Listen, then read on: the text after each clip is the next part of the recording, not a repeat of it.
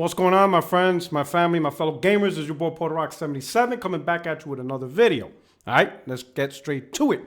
So recently, with the new system update for the PlayStation 4, it now allows remote play via iOS devices. That means through your iPad and through your iPhone, you are now able to remote stream into or remote play into your PlayStation 4.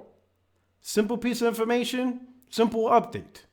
But of course now, a slew of misinformation and false narratives is being developed simply because people feel the need to defend their favorite corporation from the corporation's stupid decisions they have made for their favorite product, aka Microsoft.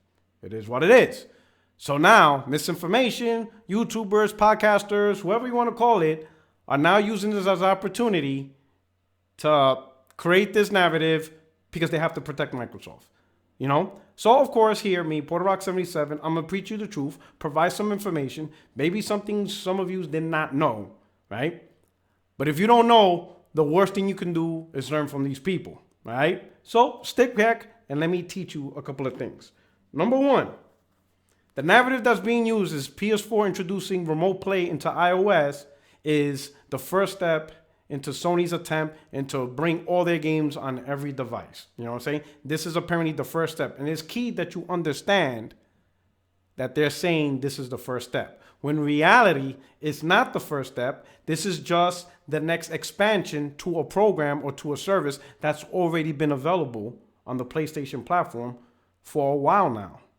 You know, it's not an evolution or the first step into anything. In fact, remote play was first introduced 13 years ago, 2006, on the PlayStation platform, right? Between PS3 and PSP. Then the next phase of the remote play went into PlayStation 4, right? And then PlayStation 4 introduced in 2017 the ability to remote play outside of the PS4 Vita atmosphere into Windows, Mac OS, and Android devices, namely the Sony Android devices, right? So you already, or PlayStation 4 owners, already had the ability to remote play on the Windows laptop, Windows PC, on the MacBook, or Mac OS, right? So the ability was already there, and select Android devices. This next extension or next step in remote play is just simply adding more devices to a system that was already there. Now, what's funny is, they're talking about this is the first step into improving to be more like Microsoft xCloud. And that statement, this false narrative that they're pushing doesn't make sense because technically xCloud doesn't exist in terms of the consumer. No one has access to this. It's not even in beta. Yet PlayStation, right, Sony, already introduced to the consumer market PlayStation Now, which is their own cloud streaming service. So while people are saying Sony is about to do with Microsoft, doesn't make sense because Sony's already doing it. PlayStation Now was first introduced in beta form back in 2014 in January. Then it was fully released a year later in January of 2015. So since 2015, right, January, which now makes it 4 years ago. So for 4 years, consumers had access to PlayStation Now, where they stream their games, select Sony games, primarily PlayStation 3 and PlayStation 2 titles, older PlayStation, and a few PlayStation 4 titles.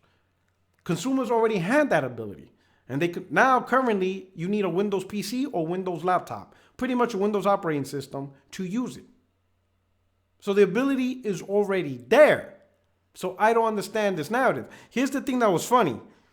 Notice the dates I'm telling everybody of when all these services was already available. Remote play as far back as 13 years ago, and as far as 2017, you were able to remote play your PlayStation 4 from your MacBook or Windows laptop and select Android devices. And PS Now's been around for 4 years. We never heard of any of this being the future. This is what gamers want. These are friendly consumer options. 4 years ago, 2 years ago, 3 years ago, we never heard these statements from anybody. None of these statements happened. Nobody was talking about it. No one cared. But as soon as Microsoft mentioned, we're going to put our games on every device and xCloud is going to be a way to do it, now all of a sudden everybody's talking about it. If this was good options and this is something that was the future of gaming, then why are we having the conversation now and not 2-3 years ago when it first began and implemented into the consumer market? Because we still don't got xCloud. Again, it's not even in beta. No one knows how this runs. No one has access to it.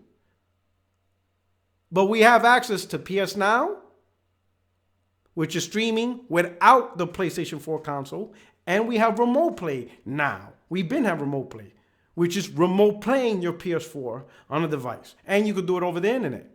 These things were already available. No one cared. But as soon as Microsoft said, hey, we're done keeping these exclusives on Xbox hardware, these games will not be exclusive to the Xbox console, it's going to be available on every device. Now everybody's all up in it. Everybody's saying this is the future of gaming. Now everybody has this narrative. Why now?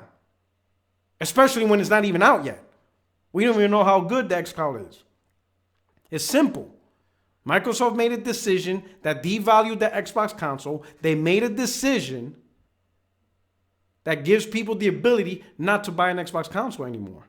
So now this narrative is being built so that way the PlayStation brand, the PlayStation console can be viewed the same.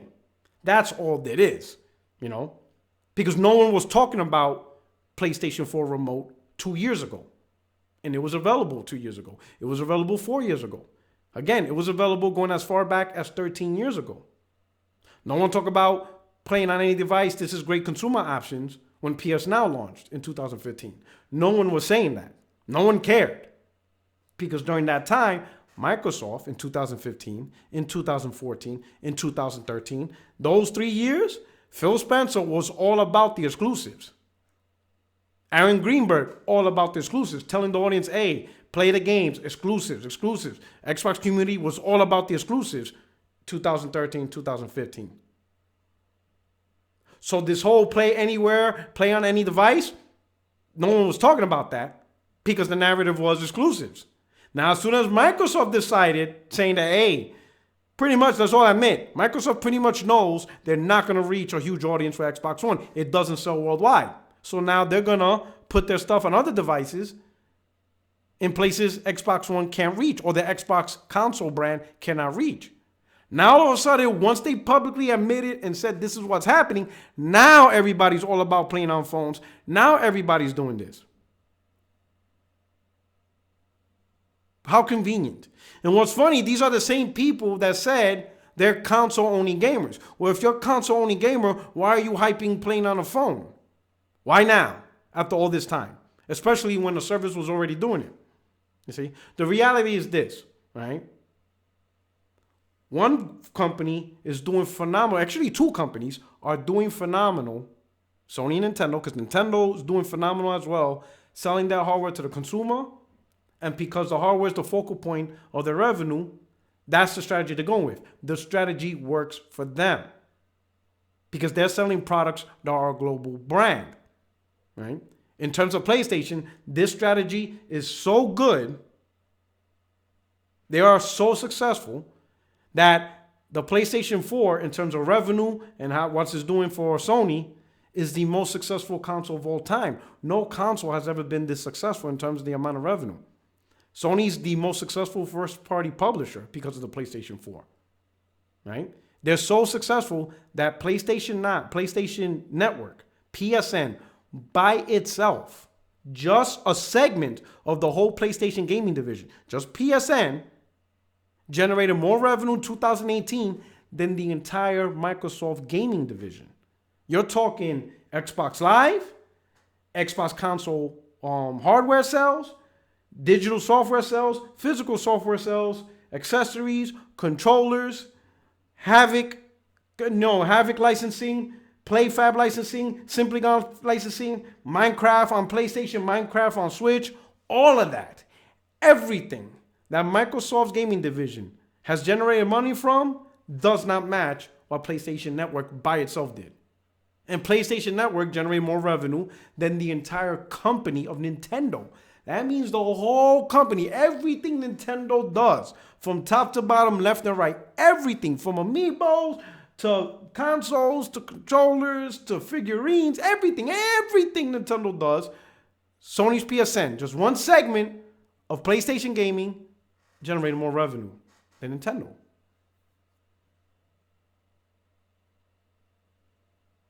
That's PlayStation putting stuff. And here's the thing. Everybody's going to say, oh, you're just bragging about money. It's not that I'm bragging about money. The reason why Sony is so successful is because that's what the consumer wants.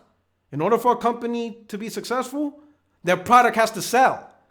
And if the product is selling, it's because the consumer wants that product. That is what we want. And we speak with our wallets. Plain and simple. So for Sony to try to cater to a market that's not bringing them money in the level to that is silly. Do not compare Microsoft and Sony. Two different forms of success. Sony is successful. Even Nintendo is successful at what they do.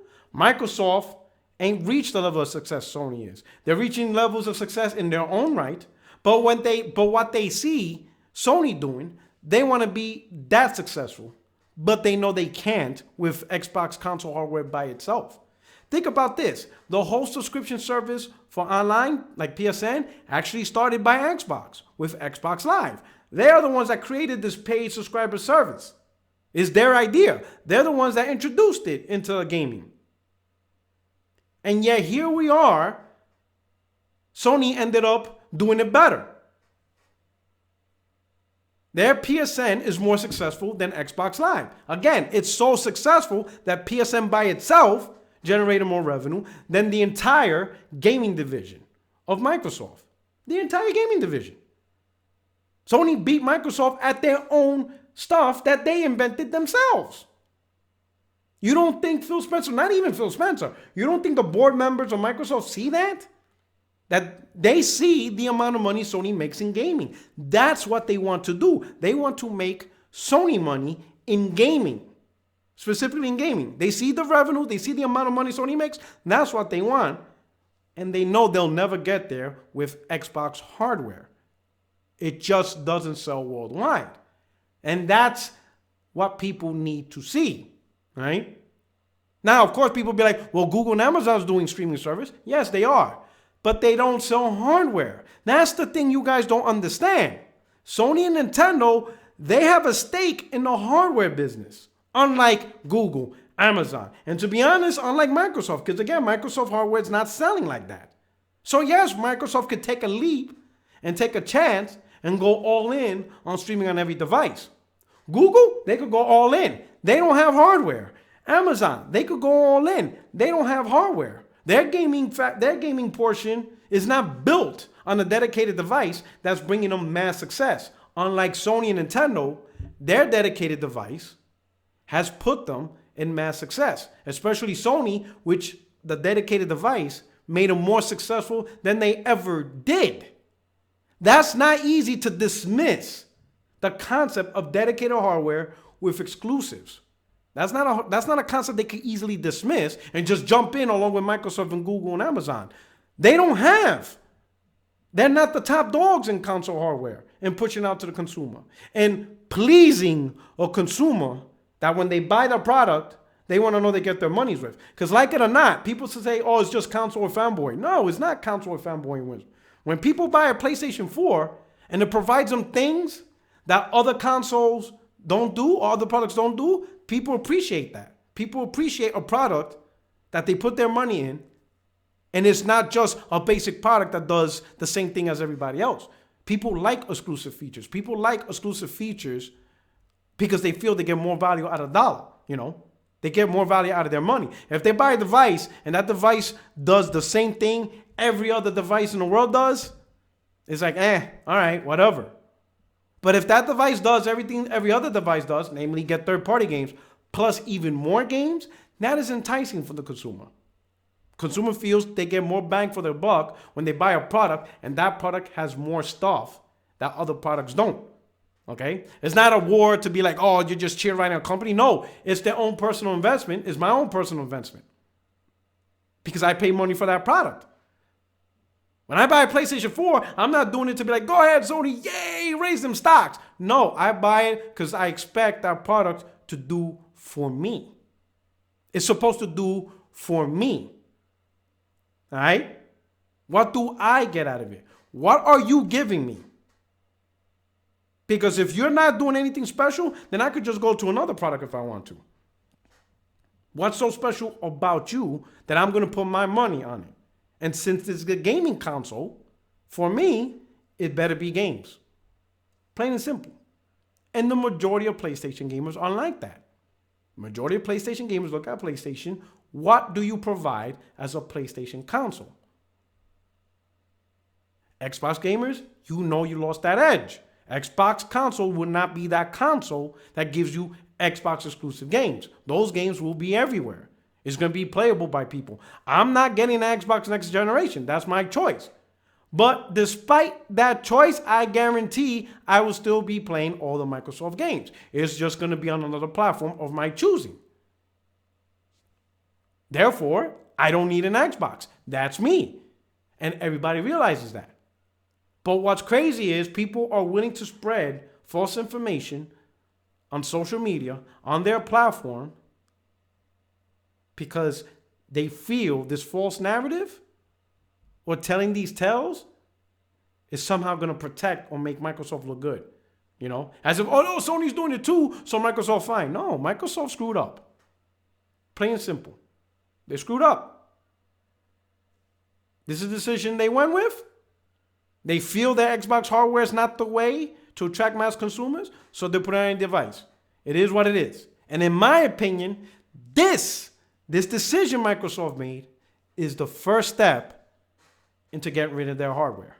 Right? It's going to take some time because what they want to do is they want to build up their fan base outside of Xbox hardware. They're hoping it gains traction. They're hoping the fan base they could build through phones, through tablets, through laptops, through PC will eventually be the main source of revenue for the gaming division. Once that segment goes from niche to the priority, like, hey, the majority of our money comes from this group, they're going to cut off the hardware because they don't need it no more.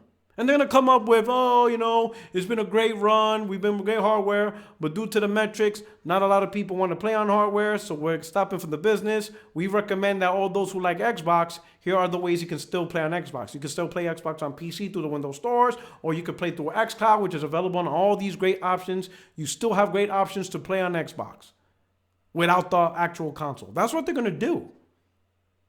They're going to massage it to convince you just because you don't have the hardware doesn't mean you still won't have access to Xbox Live and Xbox Live games. That is what they're going to do. That is the direction they're going to do. They no longer will have to worry about investing billions in research and design. They don't have to worry about trying to beat out Sony and Nintendo in hardware sales, NPD. They're going to bow themselves out. That is Xbox future. So if you want to consider what the first step is, the first step into getting rid of Xbox hardware is to take all the games, all the services, all the features, everything, and put them elsewhere. And they're going to see how the consumer market reacts.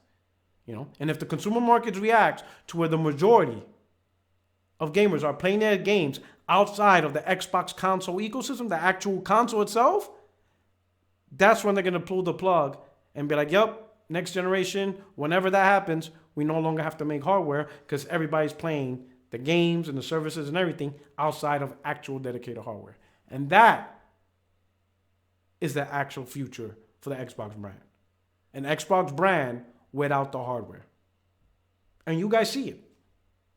But with that said, that ends my little video. Let me know what you think, because of course, Professor Porterock is trying to preach the truth and give you good information on what's going on. Hit up the comment section. Hit me up on Twitter so we could continue the conversation. If you're new to the channel and you like what you heard, then subscribe, because I got plenty more for y'all. If you don't like what you heard, then I'm sorry. At least I gave it a shot, right? But anyway, if you don't mind, give it a like. If you enjoyed the content, push it out through your favorite social media platforms. This is your boy Porterock77. I hope you all enjoy your weekend. Have a great time gaming. And if you're not gaming, enjoy with your family and friends. And if you're not enjoying stuff with your family and friends, then maybe you're working, then have a safe job, whatever. Anyway, I'm out. Peace.